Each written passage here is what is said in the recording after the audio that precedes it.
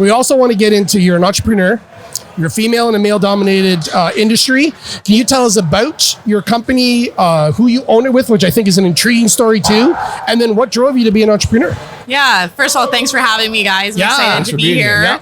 My company is Hardwood Your Home. We specialize in flooring and staircase renovations here in town. The story of kind of how I got into it is really interesting. I kind of dates back to my childhood stuff. So if you're okay, can I kind of dive right into that? Absolutely. It's your time. For sure. So I was born to a single mom, 4 kids. Never met my dad ever before. At 2 months old, he kind of took off, and we lived in a women's shelter for the first year of my life. No money to go around at all. I know you can kind of relate to that a little bit. When you grow up like that, there's a certain shame around that. It kind of hits your self-confidence as a kid. Oh God, yeah. Especially when everyone's got like the name brand clothing and you're wearing like worn out clothing and thrift shopping. Yeah, clothes that don't fit and stuff like that. Yeah, the holes in the shoes and all that. I was that kid, And then actually deeper than that, there wasn't a lot of food to go around either. So, I had a mom that had a lot of mental health issues as well. So she wasn't really around. So, I can remember age 6, 7, going to bed, mom's not there, wake up, mom's not there. Way. Get yourself up and get ready for the day alone, right? Yeah. There's no food, go to school hungry, come home for lunch. Back in those days, you came home for lunch, no food. So I know what it really feels like to be hungry. Like I really lived that way for many years as a kid. So I was actually very independent at a young age as well, which has helped me now in my adult life. But something sort of really pivotal happened in my life when I was 2 weeks before my 14th birthday. The way we grew up, there wasn't adult supervision a lot. So the kids kind of ran the neighborhood a little bit. And when I was about almost 14, I was out with my friends, swung by the house to get changed. And my sister was there. She's a year and a half older. And she said, we can't find the kids. The kids are missing. And she was referring to the younger kids that live next to us, 4-year-old little boy and a 7-year-old little girl. And then also a 3-year-old little girl that was part of sort of my circle. I honestly didn't think anything of it. I honestly thought because the way I was raised, you'll find them. It wasn't a big deal to me. Yeah. I went upstairs, got changed. I left with my friends.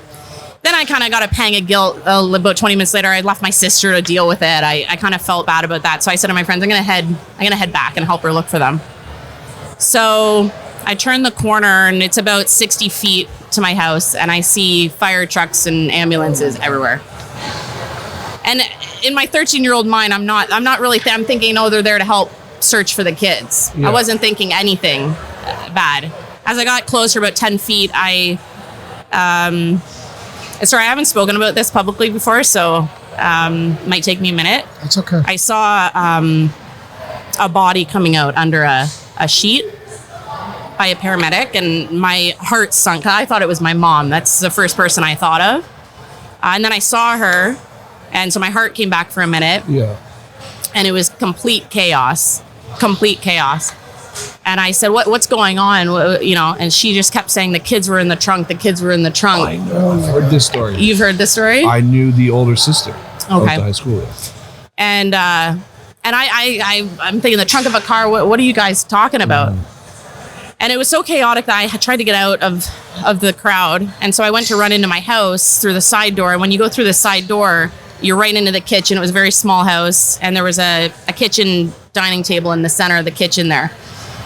And the minute I entered, there was a bunch of paramedics doing CPR on one of the little kids there. And I ran back into the chaos. And the long and short of it is I ended up at my friend's house that night to spend the night. And we found out that all 3 of the kids had died.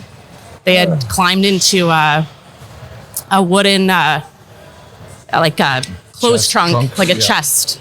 And the lock had latched. They were playing hide and go seek. Oh my God. And they suffocated in there. So it was obviously horrible. Yeah. For my family, it happened in my house. It was my house. I actually, when I went to get changed, that just before, I had walked past that trunk. I didn't know the kids were in there. I had gotten changed and I left. So that's something I had to deal with in terms of the guilt that I felt around that. But after that happened, my mom completely checked out. She'd already not really been there a whole lot, but she just abandoned my sister and I in that house. And we lived there for 9 months alone. What? Oh Yeah. my gosh. So I was 14 when she left. And then eventually the heat and the hydro and the water got cut off because she wasn't paying the bill. So we were heading into winter, and my sister and I are living in this house. I'm going to high school at the same time. I'm back to the situation, no food. We would go to the corner store actually and steal food to be able to eat. And what we would take actually was those Mr. Noodle packets. Yeah. We would buy those or steal those, shake the powder in it, and I ate that for 9 months. Raw. That's Oh my raw. God. Yep. That's what I lived off of.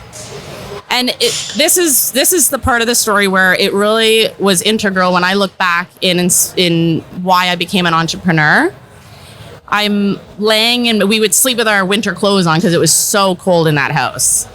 And one night I was laying there, I'm wearing, my winter jacket, my winter hat, winter gloves, and I'm watching my breath come in and out.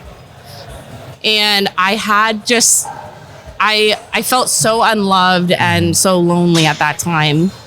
No parents in the picture. And I was gonna take my life at that time. I was